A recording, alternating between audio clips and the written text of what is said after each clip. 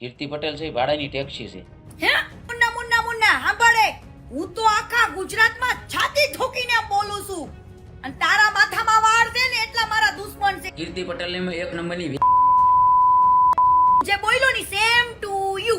તું જે આ હલકા શબ્દ તારા વાપરેસ ને, મને તો કદાચ એવું લાગે છે કે તારી માં, તારી બેન, તારી બાયડી આવી હશે એટલે તે કોકને કેસ. સરખેજનો ભારતીય આશ્રમ છે એને લઈને ઘણા દિવસથી વિવાદ ચાલી રહ્યો છે અને વિવાદમાં કીર્તિ પટેલની પણ એન્ટ્રી થઈ હતી અને કીર્તિ પટેલની એન્ટ્રી થયા બાદ ઘણા બધા લોકો આ વિવાદ સાથે જોડાયા હતા.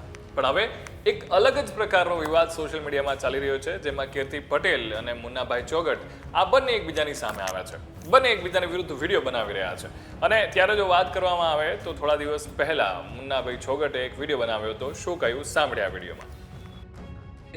કીર્તિ પટેલ જે હું તમને કહું, કીર્તિ પટેલ ને એક નંબરની એના પ્રત્યુત્તરમાં કીર્તિ પટેલે છે એણે પણ એનો વળતો જવાબ આપ્યો હતો અને વળતા જવાબમાં ઘણા બધા આક્ષેપો કર્યા હતા અને એના પછી પણ ઘટના એવી બની કે મુન્ના છોગટ છે એ ગુસ્સે ભરાયા હતા અને એમણે પણ એના વિરુદ્ધ ગાળોવાળો એક વિડીયો છે સોશિયલ મીડિયામાં વાયરલ થયો હતો.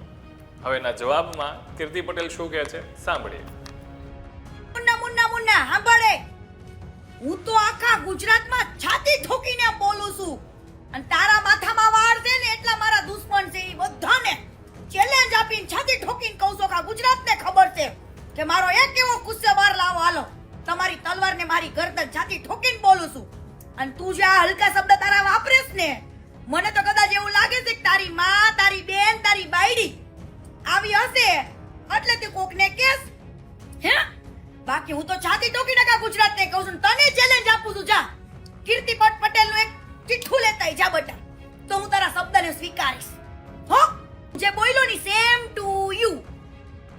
આટલી ઘટના પછી છેલ્લે કીર્તિ પટેલ વિશે મુન્નાભાઈ છોગટનો વિડીયો લેટેસ્ટ છે એમણે સોશિયલ મીડિયામાં પોસ્ટ કર્યો છે, જે વાયરલ થઈ રહ્યો છે અને જેમાં કીર્તિ પટેલને ખુલ્લી ચેલેન્જ આપે છે અને ચેલેન્જમાં શું કહે છે સાંભળ્યા વિડીયોમાં. કીર્તિ પટેલ છે એ ભાડાની ટેક્સી છે. એનો મેન કોન્ટ્રાક્ટર છે ને, કોન્ટ્રાક્ટર કહેવાય, શું કહેવાય એને, હવાલાકી ન કહેવાય, પણ એનો મેન કોન્ટ્રાક્ટર છે રામ ગઢવી. આપણે એની હારે બધ ભરવાની છે. આ બિચારી આ તો ભાડાની ટેક્સી હારે શું આપણે કરવાનું? બોલવા જેવું જે બોલે. કીર્તિ પટેલ મુન્નાભાઈ ચોગટ છે ને એ જ છે, એમાં કાંઈ ફેર નહીં પડે. તું ગમે એવા કાદવ ઉછાડીશ મારી ઉપર, બરાબર, પણ તું જે કાંઈ બોલ ને એ પ્રૂફ સાથે બોલજે. અને તને હું ચેલેન્જ આપું છું કીર્તિ, સાંભળ, જે કાંઈ કરવું હોય ને પરિવારને વશમાં ન લાવતી, બરાબર.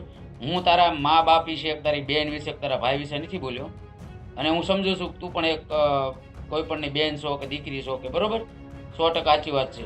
પણ તારામાં ગુણ હોવો જોઈએ. જો તારા વિડીયો પોતાના જોઈ લે કીર્તિ, તું મારી સામે મારા પરિવાર વિશે બોલી ને એટલે હું તારી વિશે અપશબ્દો બોલ્યો છું. તારથી બીતો નથી, સાંભળી લે. અને બીજી વસ્તુ કીર્તિ, હજી તને એકવાર કહું છું કે મારા પરિવાર વિશે એક શબ્દ ન બોલતી. તું બોલીશો એનો તારા જવાબ દેવાનો છે 100%. અને આજીવન મુન્નાભાઈ સમાધાન નથી કરતા. અને હું તને કહું છું કીર્તિ, તું એમ કહેશ ને કે સમાજ ઉપર નથી કહેતું, મારા કોળી સમાજને કહેવા માગું છું કે આ મેટલ છે ને એ કોળી સમાજની છે. હું કોળી સમાજનો આગેવાન છું. 6 દિવસ સુધી કોઈ ન બોલ્યું, પછી મેં આ મેટલ પકડી છે. અને કીર્તિ પટેલ વારી ખરતે એમ કહે છે કે સમાજના લોકોને ખોટા ગેરમાર્ગે દોરે છે. તો અમારા સમાજને ખબર જ છે કે કોણ ગેરમાર્ગે દોરે છે ને કોણ સમાજનો ગેરઉપયોગ કરે છે. એટલે તારે અમારા સમાજને એવી શિખામણ દેવાની જરૂર નથી. અને જે અમારા ભાગ્યાઓ તારી હારે છે ને એ કોઈ દે સુધરશે નહીં, એને અમારે કાંઈ કહેવું નથી. પણ કીર્તિ, તું એમ કહેશ કે મેં કોળી સમાજ ઉપર, કોળી સમાજનું અહીંથી બોલ્યું ભારતીય આશ્રમમાં, તો જે ઋષિ ભારતી બાપુ છે ને એ અમારા કોળી સમાજના ગોત્ર છે. તને નોય ખબર હોય, તને તો બધી ખબર હોય કદાચ, પણ તું સાઈન બોલી હોય. અને એક વસ્તુ તને દાખલા તરીકે કહું કીર્તિ પટેલ, કે દાખલા તરીકે વાત કરું છું કે બાવળિયાળી જે નગાલાખા ઠાકરનો જે દુવારો છે એ સંત છે એ ભરવાડ ગોત્રમાંથી આવે છે, માલધારી સમાજમાંથી. તો માલધારી સમાજને એનું ગૌરવ હોય. સંતને કોઈ સમાજ નથી હોતો, પણ સમાજને સંત હોય છે. કે ભાઈ દાખલા તરીકે આ મેં તને કીર્તિ કીધું એમ કે બાવળિયાળીના સંત છે રામબાપુ, તો આખો ભરવાડ સમાજ માલધારી સમાજ એને એમ કહે કે ભાઈ અમારા સમાજમાંથી અમારા ગોત્રમાંથી આવશે, એને ગૌરવ હોય.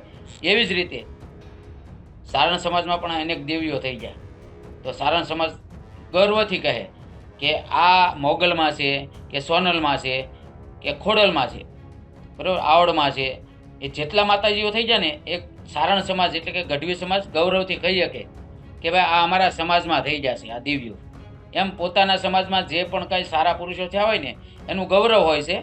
અને ઋષિ ભારતી બાપુ છે ને એ અમારા કોળી સમાજનું ગોત્ર છે, અને તે આખા કોળી સમાજને ટાર્ગેટ કરી અને તે કોળી સમાજને જે પડકાર ફેંક્યો છે કીર્તિ, એ તે તદ્દન ખોટું કર્યું છે. અને હજી એકવાર કહું છું, કીર્તિ તું તારી હારે અમારે લડવાથી અમારું કેરેક્ટર ખરાબ થાય. અમારું નામ શું છે એ લોકોને ખબર જ છે, અમારું કેરેક્ટર શું છે, અમારું કામ શું છે. અને તું એમ કહેતી હોય ને કે 2 વાગે રાતે એક્ટિવા 2 વાગે નીકળે ને સરટી હોસ્પિટલમાં કોઈ પણ બેન દીકરીની સેવા માટે જાય છે, નહીં કે કોઈને મળવા માટે.